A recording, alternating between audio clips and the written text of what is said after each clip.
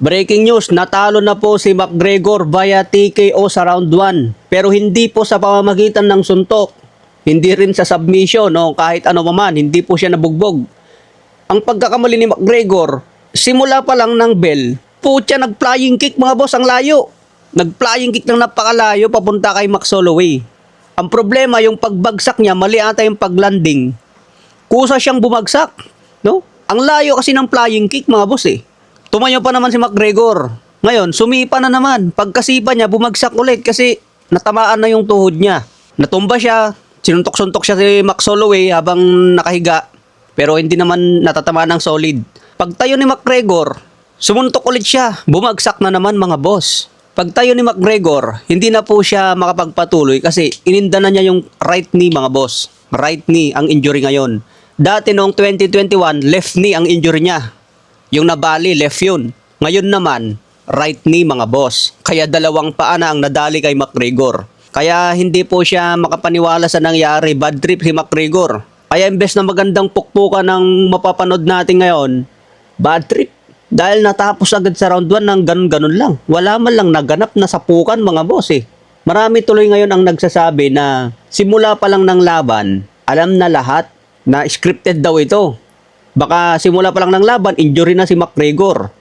Tinuloy na lang para kumita silang dalawa. Pero kitang-kita yung reaction ni McGregor mga boss. Bad trip siya eh. Halos mapaiyak pa nga eh dahil sa laban niya ngayon, napurnada. Ilang segundo lang siguro, nasa 69 second lang sa round 1 yung nangyari.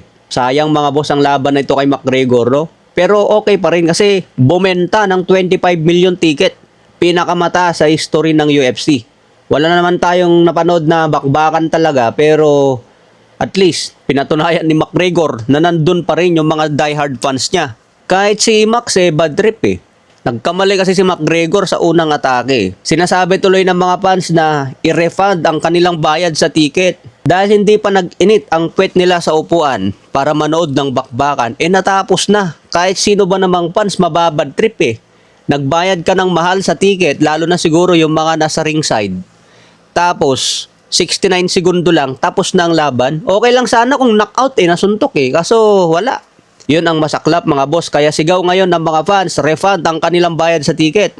Pero malabo na po na marerefund dyan. So, sayang ang muling pagbabalik na ito ni Donatorius. Tingin ko, hindi na siya lalaban ulit, no? Tingin ko mahaba-habang pahinga na naman ang kailangan ni McGregor dito. Edad 37 na siya ngayon. Kung magpahinga ng 3 taon, babalik siya. Edad 40, wala na. Talagang tanggapin na lang na katapusan na ni McGregor. Hindi na siya makakabalik dahil sa kanyang mga injury. Kaya yung pumusta ng 1 million na si Drake, sayang kanyang pusta. $1 million. Pinamigay na lang sana sa atin.